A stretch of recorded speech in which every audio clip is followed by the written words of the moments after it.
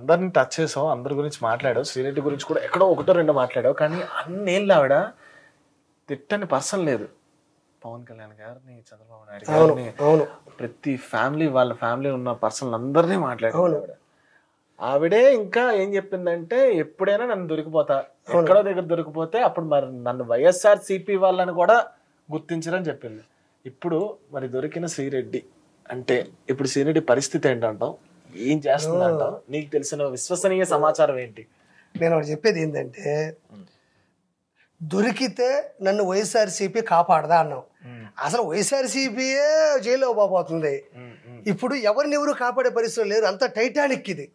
మునిగిపోతున్నా మునిగిపోయినా చరిత్రలో ఒక అరుదైన ఘట్టం ఉంది, టైటానిక్ అని. అర్థమైందా? అదే పరిస్థితి. ఇప్పుడు శ్రీరెడ్డిని పక్కన పెట్టు, రేపు కొడాలనే పోతున్నాడు, పేరు నాని పోతున్నాడు, అనిల్ కుమార్ యాదవ్ పోతున్నాడు, పెద్దిరెడ్డి రామచంద్ర పోతున్నాడు, మిథున్ రెడ్డి పోతున్నాడు, జగన్మోహన్ రెడ్డి పోతున్నాడు, అవినాష్ రెడ్డి పోతున్నాడు. వీళ్ళందరూ కూడా ఏ పుణ్యతీర్థాలు పోవడంలే, వీళ్ళు కూడా జైల్లోకే పోబోతున్నారు.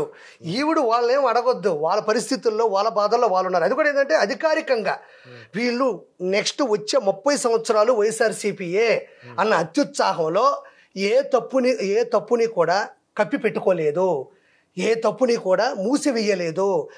ప్రతి తప్పుని కూడా అలానే వదిలేనారు. ఎందుకంటే 2024లో మనం భారీ మెజార్టీతో గెలుస్తాం. ఒకవేళ ఎక్కడన్నా ఏదైనా ఎమ్మెల్యే సీటు ఓడిపోయినా కూడా అక్కడ వైఎస్ఆర్సీపీ ఆకృత్యాలు గట్టిగా ఉంటే ఆ ఎమ్మెల్యే కూడా మామూలుగా ఉండిపోతాడు. ఇప్పుడు ఫర్ ఎగ్జాంపుల్ రోజా ఓడిపోయింది, భానుప్రకాష్ రెడ్డి గారు గెలిచారు, పైన వైఎస్ఆర్సీపీ వచ్చింది అనుకో, ప్రకాష్ రెడ్డి ఏం చేయలేడుగా.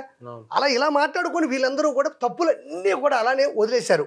కాబట్టి ఒక్క శ్రీరెడ్డే కాదు, అందరూ కూడా అవినీతి చేసిన ప్రతి ఒక్కరూ కూడా జైల్లో పోతున్నారు. కాబట్టి ఈవిడ ఎవరిని కూడా అడుక్కోనక్కర్లేదు, అందరూ పరిస్థితి అట్టే ఉంది. కాబట్టి ఈవిడ తిట్టని బూతు లేదు, ఈవిడ తిట్టని మనిషి లేదు. ఎవ్వరు పడితే వాళ్ళని తిట్టింది, భయంకరమైన బూతులు, అలాంటి బూతులు తిట్టింది. కాబట్టి దొరికినా అంటున్నారు, మరి అధికారికంగా అయితే బయటకు ప్రకటన రాలా. కాబట్టి దొరికేసి ఉండొచ్చు, దొరికిపోతుంది కూడా, వదిలే ప్రసక్తి అయితే లేదు. వదలరంటే మీరు ఎట్టుందంటే ఈ వైఎస్ఆర్సీపీ వల్ల మాట్లాడుతున్నావు కూడా వదలరంటే ఓరిని అమ్మాబడో, నువ్వు ప్రత్యక్షంగా అందరినీ బూతులు తిట్టిన వీడియోలు ఉన్నాయి, కేసు బుక్ చేయడానికి ఉండేటువంటి ఆధారాలు ఉన్నాయి. అది ఎవరు కేసు పెట్టా కూడా ఆమెను తీసుకెళ్ళిపోతారు. అదేదో ఏదో వ్యక్తిగత కక్షలాగా, ఏదో ఒక స్వార్థ కక్షలాగా మాట్లాడుతున్నావు నువ్వు. అందరూ తప్పులు చేశారు, యూట్యూబ్లోనే ఉన్నాయి, వాళ్ళందరినీ అరెస్ట్ చేస్తారు. వదలరు అంటావు అనబాక. కోర్టు వదలదు, కేసు వదలదు, సమాజం కూడా వదలదు, విధి రాత కూడా వదలదు వీళ్ళని.